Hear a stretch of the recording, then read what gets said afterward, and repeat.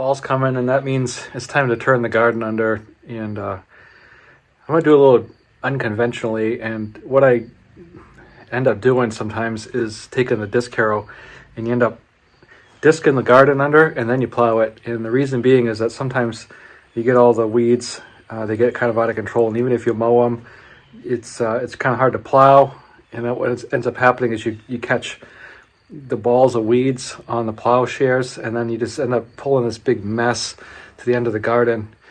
So sometimes you have to disc it up first and then plow it, which is what I'm going to do today. I'm not going to plow it probably until spring. The benefit of plowing it is you're taking all that trash from the top and you're putting it underneath and you're burying it, which helps expedite the breakdown of it. So hopefully those front end weights that I added will keep the front end down when I come up the driveway, because what happens is it's just so heavy on the back that even with the wheel weights, it's not enough to keep the front end down, so you're end up steering with your brakes. You don't have to worry about it rolling over or anything because you got the disc on, but it makes steering a little bit of a challenge. So let's go get the Super C. I got to take the drawbar off, and then we'll go down and grab the C-36A disc, and we'll come up and make sure everything's greased up, and we'll head down to the garden and go turn that under. And so here's the platform carriers, cultivators, mowers, planters, plows, middle busters, harrows. So we're going to go to section A and check out the harrows. Here it is right here. It was only built 2 years, 1953 and 1954, 6 and 7 foot. Mine are 7 footers, and they have the smooth discs just like this. You could get some with the notch discs in the front, and they called those bog harrows. And what that did is with the little notch discs in it, it would chop up small saplings and trees and then grind the whole thing up. So what happens with an offset disc here is these first ones kick all the dirt to the right and left, and then the back ones bring it all back in. So you can see that these discs are, right now, they're convex. So that means that they're pushing the dirt this way and that way, and then these are concave, so they're pushing it that way and then back in. A lot of times you'll see disc harrows and they've only got this front set, and it doesn't really work that well because you're just kicking the disc off all over the place and you're leaving a little path in the middle here that's not doing anything. C-38 disc harrow. This has the notch discs.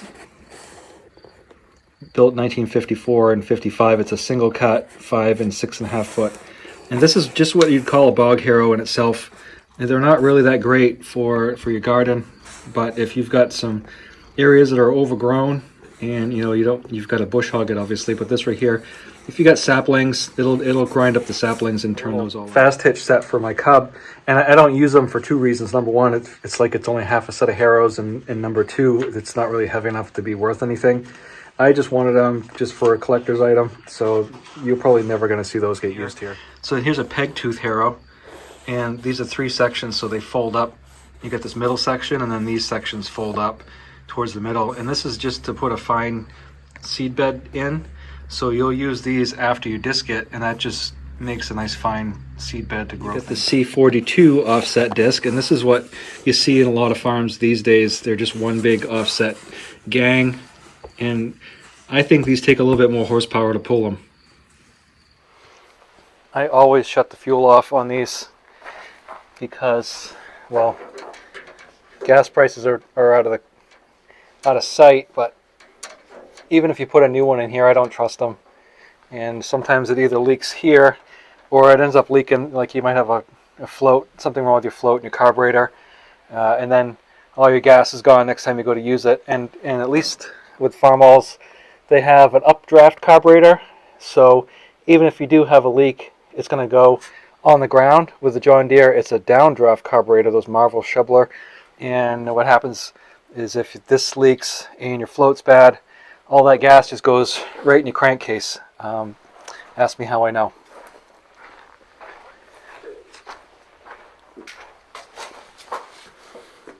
So I'm just going to pull it out a little bit. I had the drawbar on because I pulled the A up from down back. And this usually starts right up.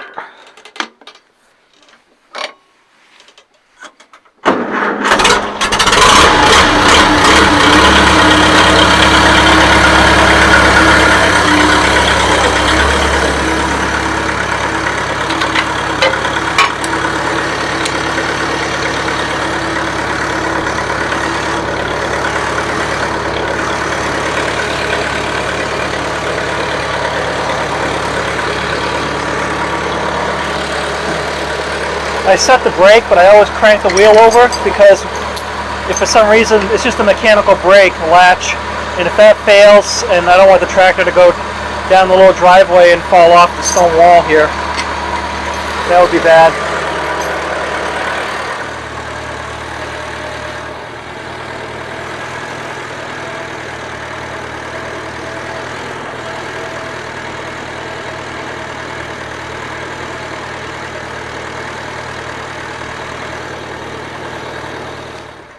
I almost want to put the snowplow on the 140 just so I can say that I did.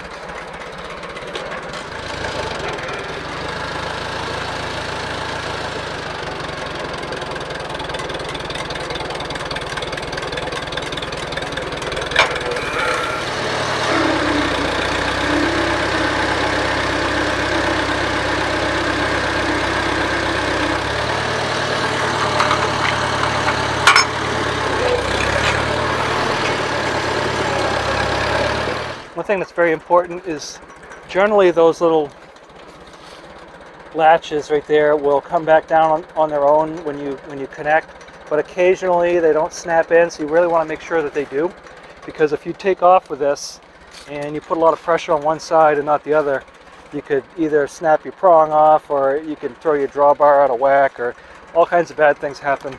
So just take a peek and make sure those latched, which they did. And so we'll run this up to the shed, put some grease in it, and go get the garden turned under.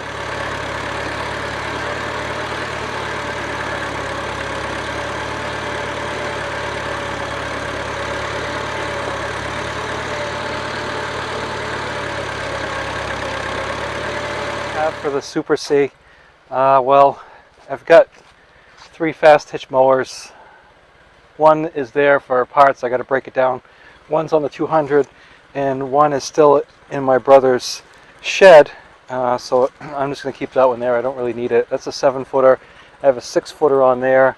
There's a 7-footer there, and there's also a 6-footer for the 140. I have the plows here. This right here is a snow plow for the 140, and I really want to put that on at some point.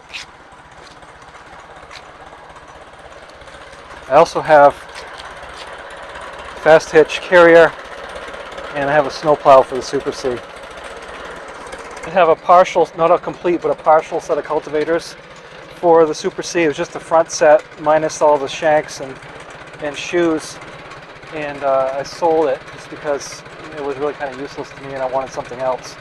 I know where there's another one of these with the nice loader on it, not the pipe loader, but the good one, the McCormick loader, and I can't remember what it was. C30 something, maybe C21, I don't remember anymore off the top of my head. It was a C something, obviously, but it's a nice loader. If I can get it for the right price, that may be something I'd consider.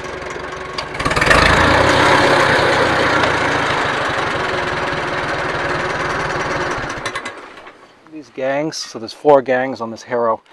There are a set of roller bearings on this end, that end, so there's 2, 4, 6, 8. There's 8 roller bearings on this all together. And you want to get that, just get those zerks cleaned off a little bit, and we'll put some pressure grease in it, pressure luber. And these right here, I just put it on until it, well, it doesn't really ooze out anywhere, so I just give it a little bit.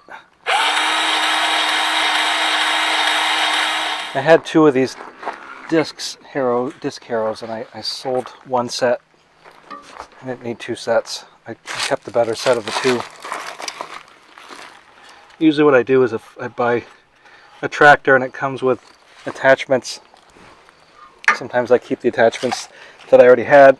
Sometimes I keep the attachments that come with it, and oftentimes there's attachments, or not so much anymore, but it used to be, a lot of times there'd be attachments that came with it that I didn't already have.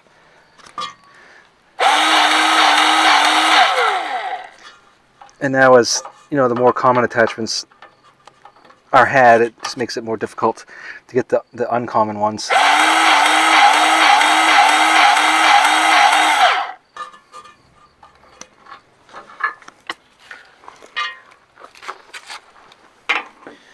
you'll find the most common attachments around here are sickle mower, probably number 1,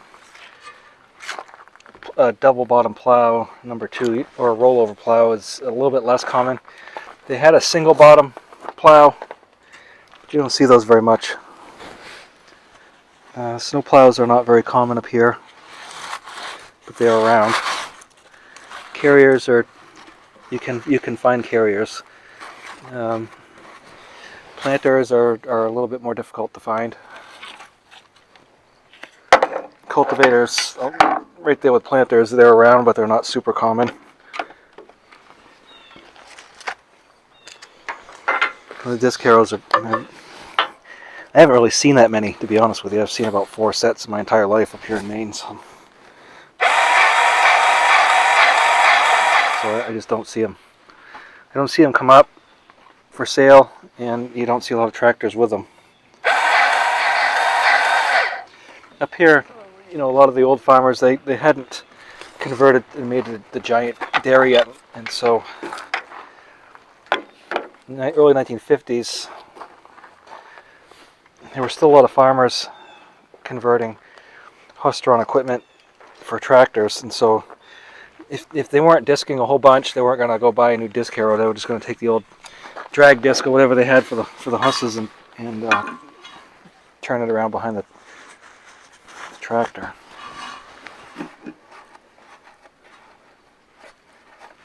It wasn't until really the 60s that you started seeing a lot of farmers up here putting in a lot of silage, so they would get bigger equipment then. Now this has to be able to float freely side to side, and that's one thing I like about the 200 and 230 fast hitch. I'm sorry, the 200 and Super C fast hitch, because it really has the ability to float back and forth. The 230 one just has one little bar on it, and it's really easy to bust that, and then you can really do some serious damage.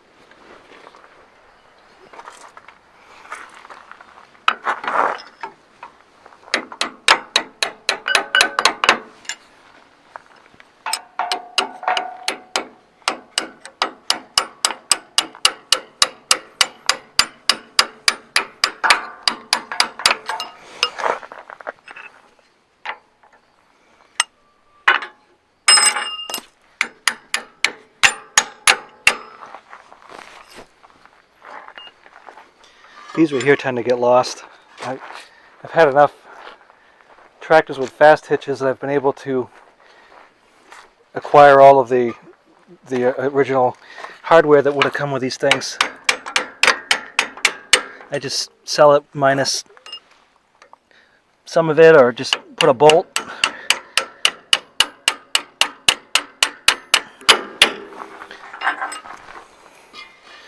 So that allows the disc to float freely side to side. That's important. You have to have this leveling link installed right here, and this is missing a lot of times on, well, the other one is too, but we'll look at this one first. So this connects, this rock shaft right here is tied to the other one. This one right here is separate. This right here goes back and connects down behind the bell crank down here.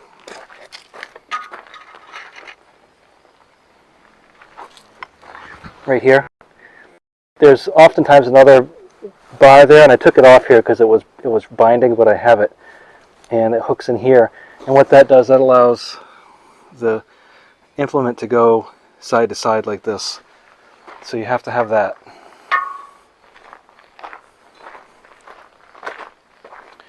More importantly, you have to have this one. And I think I've still got one or two of these kicking around. I always take them off the tractor and keep them, because sometimes you get a tractor that doesn't have it. I've actually had this come unhooked, and this went down, and I've bent it before. So I got one from Wenger's once. But this right here is hooked to the rock shaft. It's the same as the one I showed you first. And what this does is it allows the drawbar to go like this, and that's how you can, number one, you can get more lift on your harrows when you pick it up, or get it more level this way. And it's really important when you have a set of plows on, because if you've got a 2-bottom plow and you don't have this hooked on, your hitch is kind of tipped like this, and then your second bottom won't engage the ground. So it's really important that you have this installed between a Super C and a Cub. So we got a 48 Cub and a 53 Super C right here. A lot of times you'd find farmers would get one of each, and this would be like their main tractor, and sometimes they would have a Super M, but a lot of the farms I saw, the Super C for the dairy was their main tractor, and they'd run like an IH 46 baler with it, and it ran it okay. It wasn't the best, but this right here would be like the little chore tractor for cutting firewood and clipping pastures. You could put the mower on the middle here and get your hay field cut, and then come behind it and rake and ted with this, and then bale.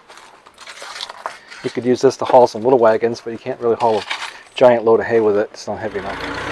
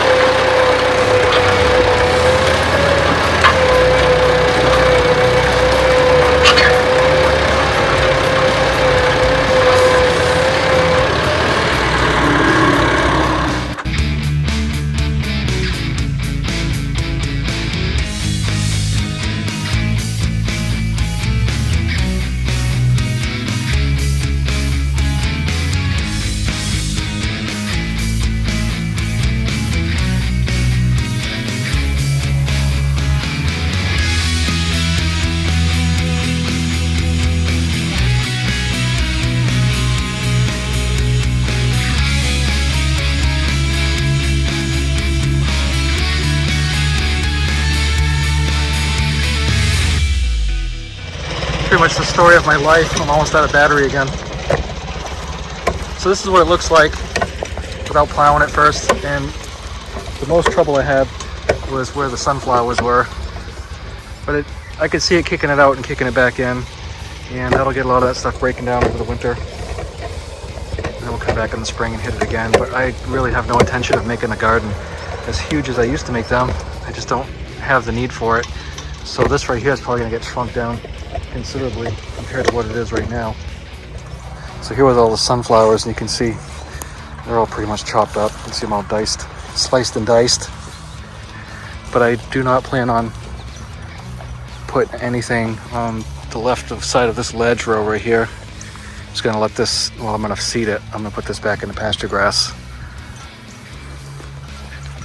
This whole bunch. Same here. And then a little bit along the edge I'll seed in.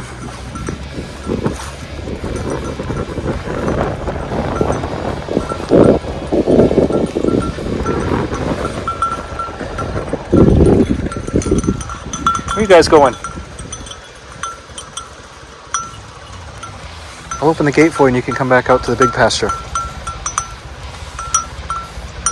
So I have about, I don't know, 50 feet or so that I can use. So it'll probably be about 40 by 50.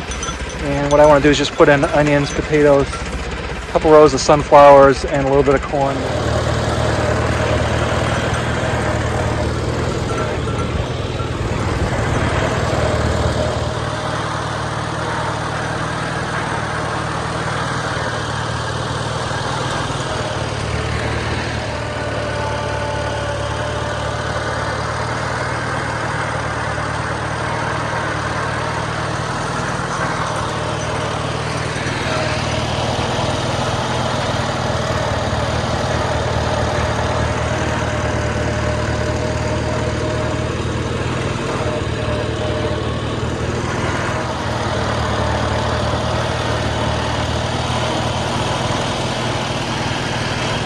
I'm certain that the weights are going to do the trick coming up the hill.